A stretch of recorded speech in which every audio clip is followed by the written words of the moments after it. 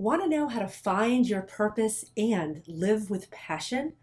In this video, I'm going to share 7 questions that will help you do exactly that. Let's dive in.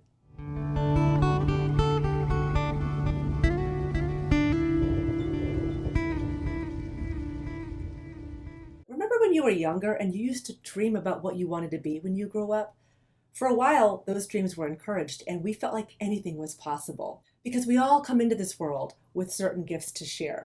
As children, we all had our dreams about what we wanted to be. Then, as we got a little older, many of us were encouraged to be more practical and nudged away from certain paths and toward others. I have a vivid memory of myself as a little girl, maybe 6 years old, playing teacher with my little brother.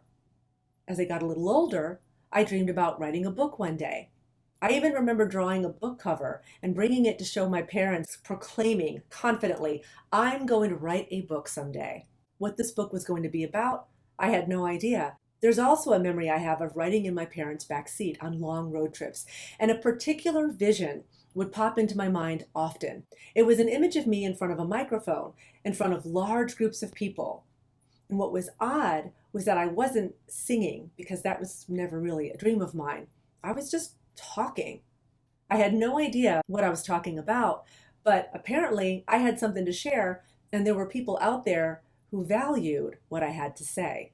Fast forward a few years again, and I'm in high school. And like we all do, I'm trying to get more clear and practical about what I want to be when I grow up.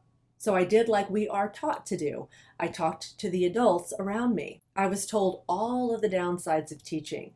I was told by my journalism teacher that writers don't make any money. By the time I graduated from high school, I was thoroughly confused and had no idea what I was going to do with my life.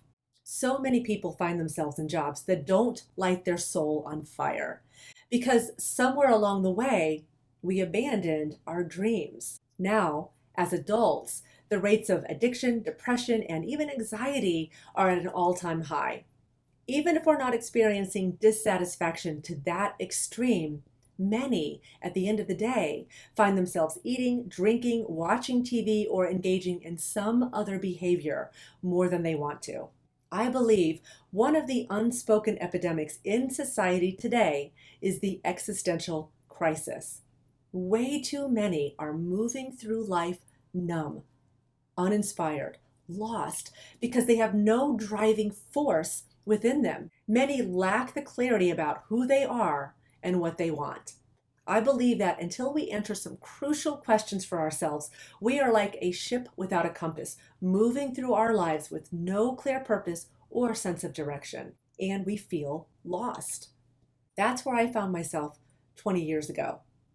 Because back in high school, I was graduating with no idea of who I was or what I wanted. I spent a good portion of my senior year feeling paralyzed. I actually went into a pretty deep depression because I was terrified by what I didn't know. So I did what society modeled for me.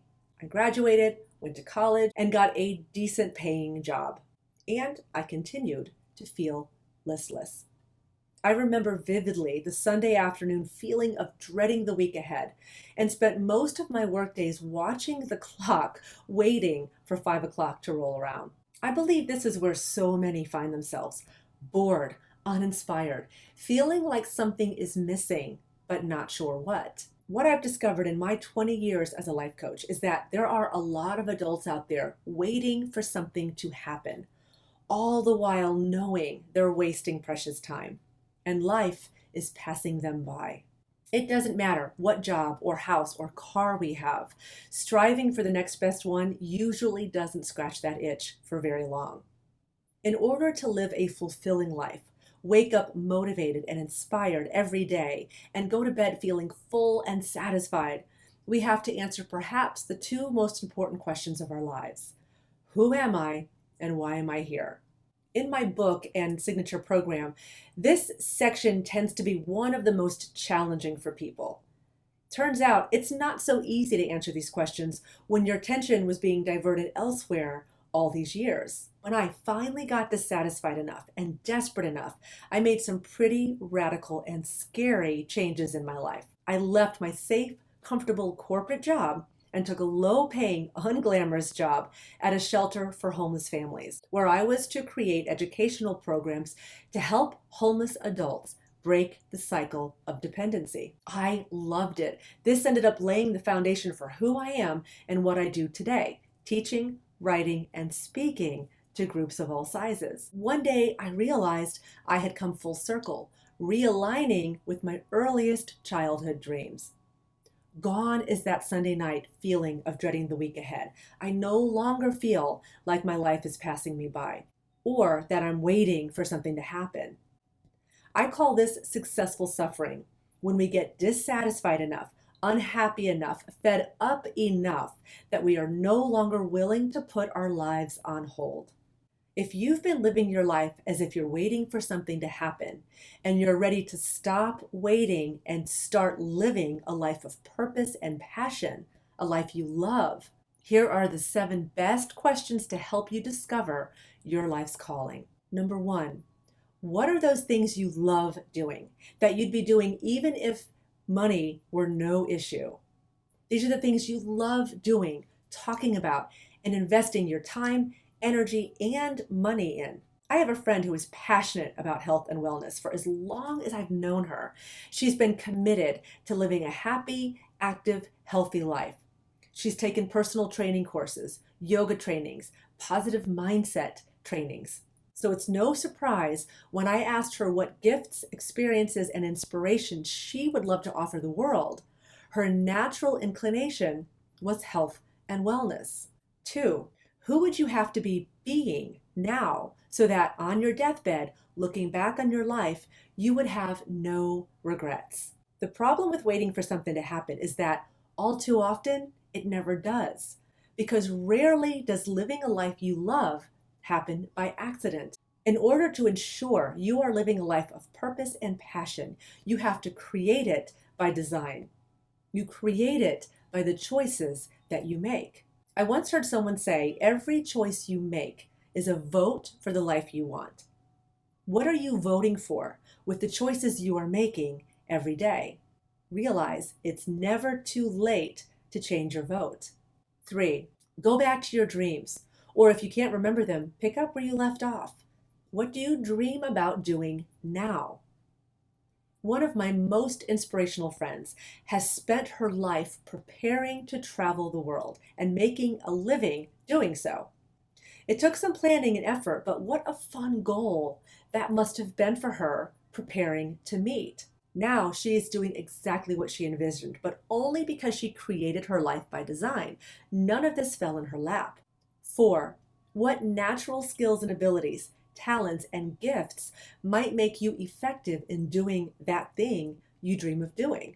I find it not at all ironic now that my childhood dreams seemingly organically met my natural skills and abilities.